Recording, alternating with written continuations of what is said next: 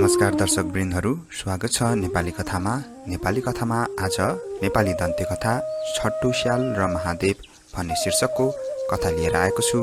यस कथाको संकलक बोध विक्रम अधिकारी हुनुहुन्छ। एक गाउँको आसपासमा एउटा बडो छट्टु स्याल बस्दो रहेछ। आहाराको खोजमा जब जंगल पस्न उसलाई गाह्रो लाग्यो, ऊ सट्ट गाउँमा पस्दो रहेछ।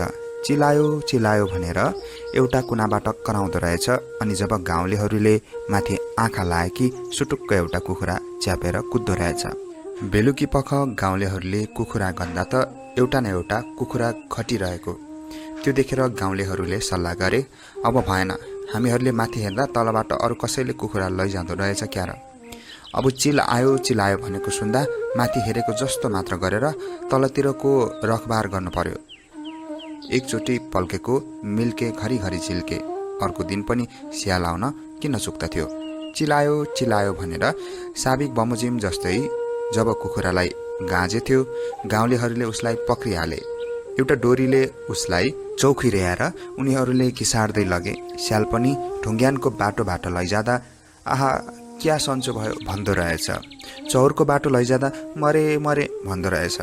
यस बाजीलाई शास्ति दिनै पर्छ भनेर उनीहरूले चौरको बाटोबाट घिसार्दै लगी एउटा मूल बाटो नेरको रुखमा उसलाई टस्याई त्यही रुखको फेदमा यो चोर स्याल हो, यसलाई यी बाटो हिँड्नेले एक घुस्सा दिनु भन्ने बेहोराको एउटा पुर्जी टाँसी उनीहरू घर फर्केछन्। त्यो बाटो जो आउँछ त्यो पुर्जी पर्दो रहेछ। अनि यो चोर स्याल रहेछ भनी उसमाथि एक मुक्की कस्तो रहेछ। यसै हुँदा हुँदा त स्याल कुखुरा खाँदा जति मोटाएको थियो, मुर्की खाँदा त त्यसको डबल मोटाएछ। यही बेलामा एउटा भालु आइपुगेछ। भालुलाई देख्न साथ स्यालले चचच हुई कस्तो रमाइलो भन्न थाल्यो। एकछिन भालु छक्क परेर हेरिरह्यो। अनि उसलाई पनि पिङ खेल्नको साह्रै इच्छा भएछ र ऊ भन्दो रहेछ, स्याल दाई, ओ स्याल दाई, मलाई पनि एकछिन पिङ खेल्न देऊ न। स्याल भन्दो रहेछ, के भन्छ यो, कति दुःख गरेर खेल्न पाएको यो, तँलाई दिन्छु, हुँदैन जा।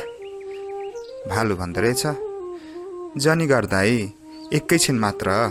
स्याल, भइगो लौ भइगो, यो डोरी फुकाइदे, तर एकछिन मात्र नि। भालु, हुन्छ दाई, म त्यसमा राजी छु। यति भनेर भालुले स्यालको डोरी फुकाइदियो। स्यालले उसलाई सोही डोरीले बेस्सरी कसेर म अलिकति पानी खाएर आउँछु है भनेर आफ्नो बाटो तताइहाल्यो।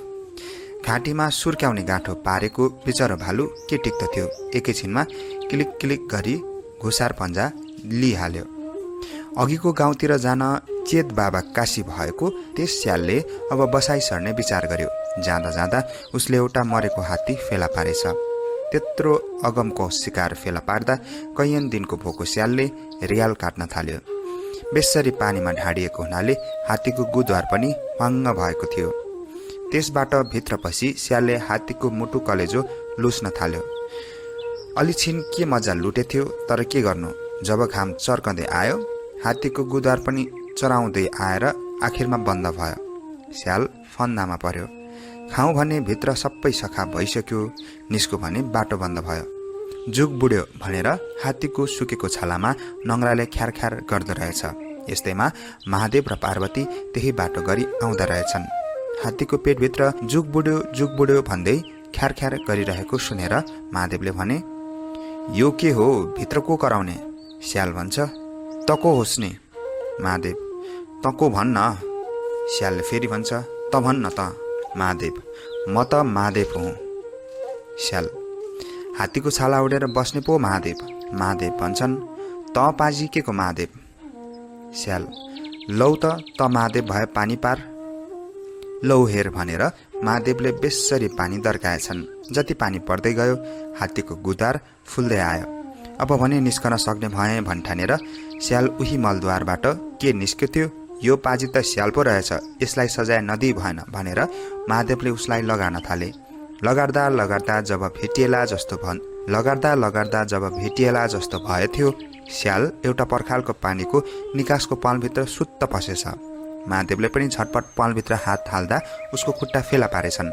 अब बित्यास पर्यो भनेर स्यालले पनि रुखको जरा समातेर मेरो खुट्टा समाते भन्दो हो नि भनेर खित्का छाडेछ। हो क्यार भनेर महादेवले उसको खुट्टो के छोडेथ्यो, स्यालले फेरि सुइँकुचा ठोकिहाल्यो। अब यस्ता रीतले भएन भनेर महादेवले एउटा लिसोको बालक बनाएर त्यसको हातमा एउटा लड्डु हाली एक ठाउँमा राखिदिएछ। घुम्दै फिर्दै त्यो स्याल त्यसै ठाउँमा आइपुगेछ। हातमा लड्डु लिएको बालकलाई देखेर स्यालले ए ठिटा त्यो लड्डु मलाई दे भनेछ। तर ठिटाले जवाफ दिँदैन। दिँदैनस् भनेर स्यालले के एक थप्पड हानेथ्यो उसको दाहिने हात ठिटाको गालामा टाँसियो। ए अर्को हात छैन र भनी देब्रे हातले हान्यो, त्यो पनि टाँसियो। हात नभए के लात छ नि भनेर एक लात मारेथ्यो, त्यो पनि टाँसियो। जब अर्को मार्यो स्याल चुमुक्क परिहाल्यो। अब फेला परिस् कि भन्दै महादेवले उसमाथि मुक्का बर्साउन थाले। अनि पार्वतीलाई दया लागेछ र महादेवसँग बिन्ती भाव गरी उनले स्याललाई छुटाई उसको चलाकी सम्झी उसलाई आफ्नै गनमा भर्ना गरेछन्। कथा छट्टु स्याल र महादेव। कथा कस्तो लाग्यो कृपया कमेन्ट गर्नुहोला।